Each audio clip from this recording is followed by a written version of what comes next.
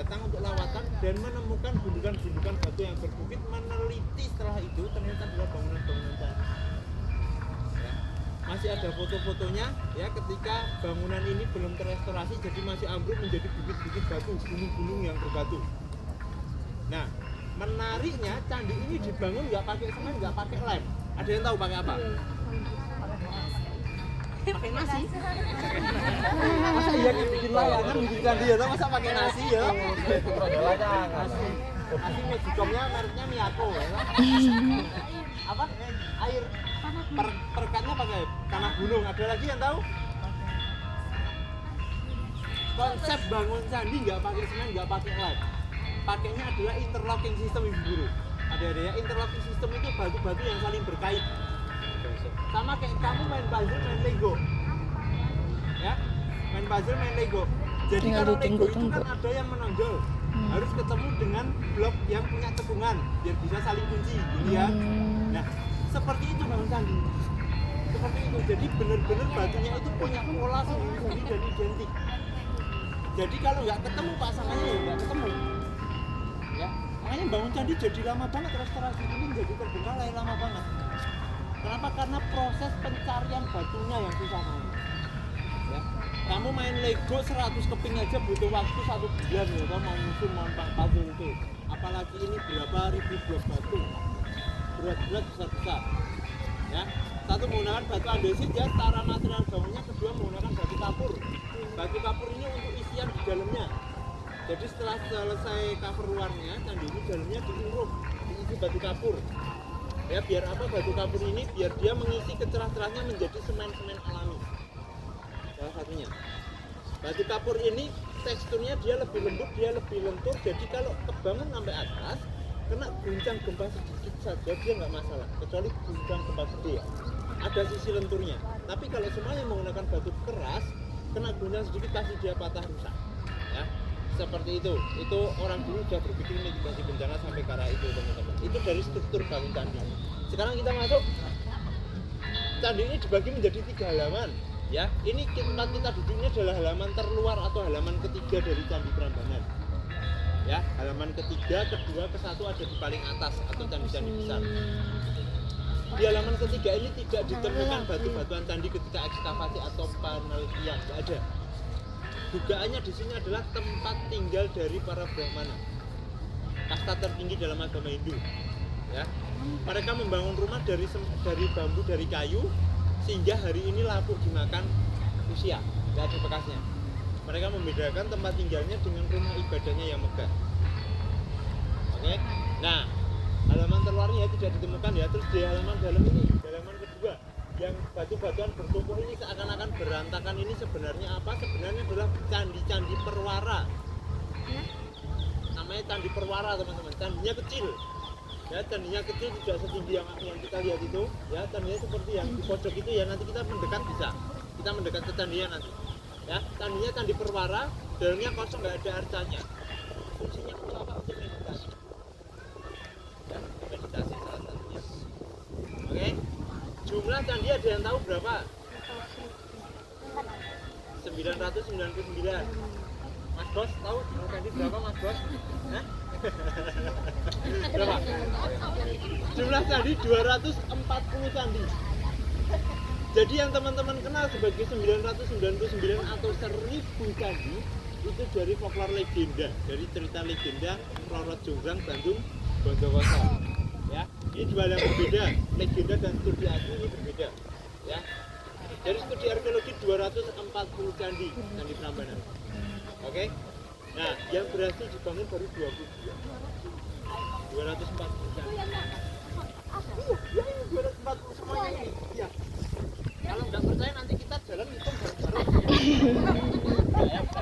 Nah, gimana Bu? 299 itu hanya itu legenda, cerita rakyat aja. Jadi kita nggak bisa memperdebatkan cerita rakyat itu benar atau salahnya, karena memang itu kekayaan sastra. Kekayaan sastra itu kan yang patut kita agungkan, tapi enggak. Jadi cerita itu berawal dari perbukitan Bokok, Prambanan, Lumbung, Bugra, dan Jawa semuanya nyatu jadi satu. Oke, nanti aku ceritakan cerita itu. Oke, nah 240 candi Ada di halaman atas teman-teman berdiri 3 candi besar seperti yang Pak katakan, Candi Brahma. Candi Brahma sebagai dewa pencipta, di dalamnya ada arca dewa Brahma berkepala 4 mengarah ke semua penjuru sebagai dewa creature, dewa pencipta. Candinya yang paling selatan ya. Teman-teman ini menghadap ke barat, jadi kirimu adalah selatan ya. Teman-teman menghadap ke barat. Terus yang tengah adalah Candi Siwa, di dalamnya ada arca dewa Siwa.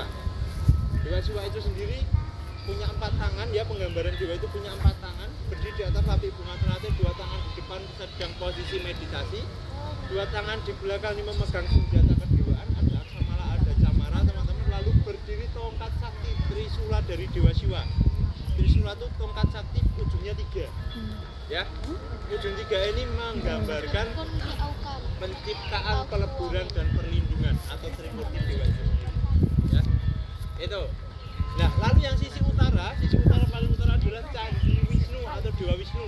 Dewa Wisnu sebagai dewa protektor atau dewa perlindungan atau pelindung, penjaga. Ya. Nah, di depan setiap dewa Trimurti ini, dewa-dewa utama ini berdiri wahana-wahana dewa, candi-candi wahana. Wahana itu adalah kendaraan. Ya. Dewa Wisnu punya kendaraan Garuda namanya, makanya di Bali ada satu tempat besar banget diagungkan yaitu Garuda Wisnu Kencana, karena Garuda menjadi wahana dari Dewa Wisnu. Berikutnya adalah Nandi. Nandi ini adalah wahana dari Dewa Siwa ya, bentuknya sapi teman-teman, makanya saudara-saudara kita umat Hindu tidak mengkonsumsi daging sapi karena sapi levelnya ditinggikan, derajatnya ditinggikan, dimuliakan ya. Nah, berikutnya adalah angsa. Angsa adalah kendaraan dari dewa Brahma. Tentunya di sebelah sana nanti kita mendekat ke sana ya. Oke, di Candi Siwa sendiri tadi berada 4 ruangan ya. Pertama adalah arca dewa Siwa menghadap ke sisi timur, menghadap ke sisi selatan adalah arca dari Agastya. Agastya adalah Siwa Mahaguru ya, seorang pemuka agama yang menyebarkan agama Hindu dari tanah India sampai ke tanah Nusantara ya, menghadap ke sisi selatan. Kenapa? Karena dia mengarah ke sisi selatan. Tahu agama Hindu masuk pertama kali di Indonesia atau di tanah Nusantara di mana? Tahu teman-teman? Tahu di mana? Tahu? Di Kalimantan, di Kerajaan Kutai Kartanegara ya. Itu adalah kerajaan tertua untuk Hindu masuk pertama kali. Oke, lalu yang menghadap ke sisi barat, seorang dewa berkepala gajah bertubuh dewa. Ada yang tahu siapa namanya? Ganesha. Ada yang tahu? Ganesh, benar, Ganesha. Ya, Ganesha adalah anak dari dewa Siwa. Ya, sebagai dewa ilmu pengetahuan. Gambarkan Ganesha ini benar. Ya, benar. Makanya banyak lembaga-lembaga ilmu pengetahuan menggunakan nama-nama Ganesha. Karena dia sebagai dewa ilmu pengetahuan, dewa perang juga ya. Belalai Ganesha ini menghijab manisan atau susu di kanan kiri. Simbolisme bahwa dia selalu menyerap kebijaksanaan secara Ganesha sangat lurus sekali dengan orang tuanya, tidak pernah membantah, menuruti semua perintah orang tuanya. Ya, orang tuanya siapa? Ayahnya adalah Dewa Siwa, ibunya adalah Dewi Parwati. Ya, lalu yang menghadap ke sisi utara adalah sakti dari Dewa Siwa atau istri dari Dewa Siwa yaitu Dewi Durga. Namanya adalah Durga Mahesa Suramandini, yang orang kenal sebagai Roro Jonggrang. Ada di Candi Siwa, nanti kita bisa masuk. Ya. Itu terakhir. Ini Roro Jonggrangnya. Satu-satunya perempuan di Drama musikal kapan? teman-teman, makanya dibilang Roro Jonggrang itu menjadi legenda. Awalnya dari sana legendanya. Dari Perbukitan Boko sebelah sana berdiri.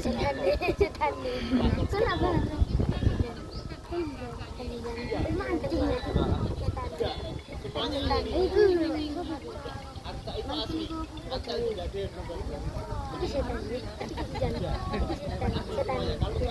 Tapi kalau kemudian batu-batu ketika proses buat, proses zaman hilang, ada penambahan batu-batu baru.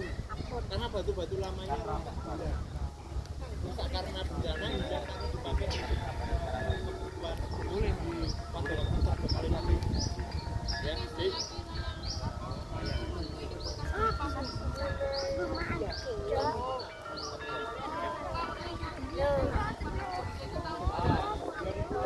enggak. Ini juga kena ibu, cuma tidak sampai atau pemuncaknya patah. Nanti masih namanya candi yang patah tapi nggak dinaikkan kembali sebagai pengingat dari perjalanan nasional yang Pak Bantul waktu itu 2025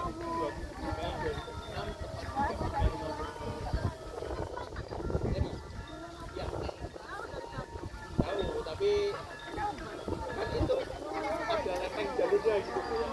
Iya gitu teman-teman. Oke, ada pertanyaan dulu sebelum kita masuk ke candinya. Oke. Nah, balik lagi ke Jonggrang ya, Nah, tadi ya, perbukitan Boko sana tinggalnya seorang raja namanya Raja Boko, ya, punya anak namanya Putri Romo Jonggrang tadi.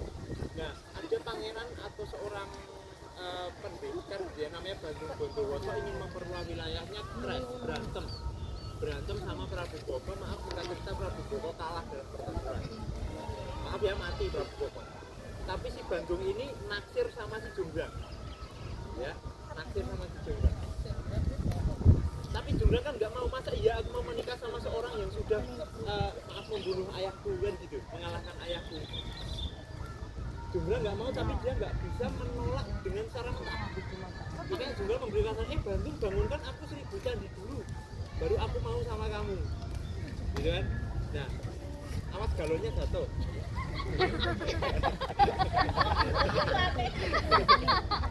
Ya Allah.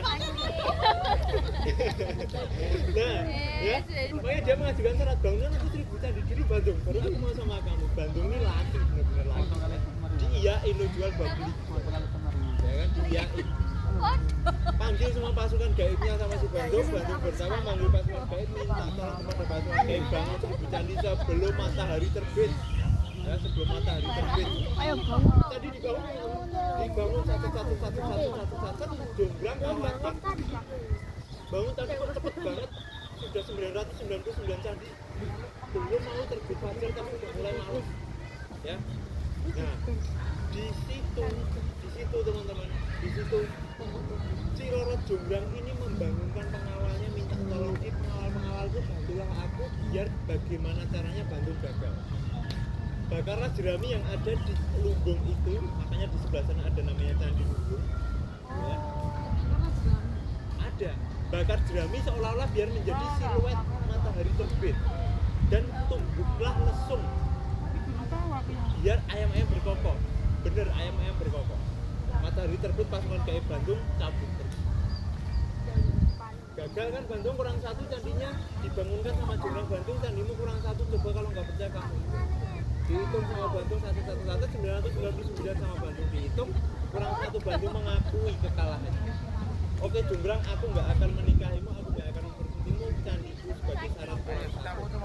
Setelah Bandung mengucapkan seperti itu, api yang dibakar tadi padam, balik gelap lagi. Bandung sadar Bandung dibeli, Bandung dibohongi, ngamuk murka semurka-murkanya candi ditenggelam, rusak. Makanya ada namanya candi Gubra. Gubra itu artinya rusak ya. Lumbung Gubra Sewu sisi utara sana. Nah, sebagai syarat tadi kan candi Sewu ya. Makanya ada candi Sewu di sisi utara sana. Sebenarnya jumlahnya cuma 249. Karena jumlahnya banyak, orang itu nggak mau menyebutnya Ibu. Setelah detail 249 itu terlalu lama. Sebutnya Sewu gitu ya. Sama halnya kayak Lawang Sewu dan sebagainya, sendiranya nggak nyampe Sewu juga. Gitu ya. Gitu. Jadi lah ngomong ngono kok ngitung yo apa? Nah, ya tahu. Kali aku bagian orang ngomong apa. Jadi kita kok nyelak gak apa-apa. Iya, Bu. Enggak. Aku keinget dipanggil Cak tadi loh aku. Suka lah ya aku. Itu teman-teman. Nah, sudah ada syarat 1000 candi itu arcanya Bandung murka kan mengucapkan sumpah seramanya, Jonggrang kamu melengkapi 1000 candi yang Kawinan. Jonggrang jadi batu arcanya ada di candi. Seperti itu. Jadi itu lambang, itu dongeng ya. Dongeng melegenda setelah naik ke pentas-pentas Indrasari dan juga pagelaran-pagelaran kedokteran. Oh, kita manggil lagi. Jadi makin mendunia lagi. Ya, cepetan ya. Bahkan Cepetan. kebanyakan orang kenalnya Sebelum tak bisa ditahan tak? gitu Tak sebagai bisa ditahan. grand story-nya gitu ya. Ya kita foto-foto dulu, habis itu kita masuk mendekat ke candinya teman-teman.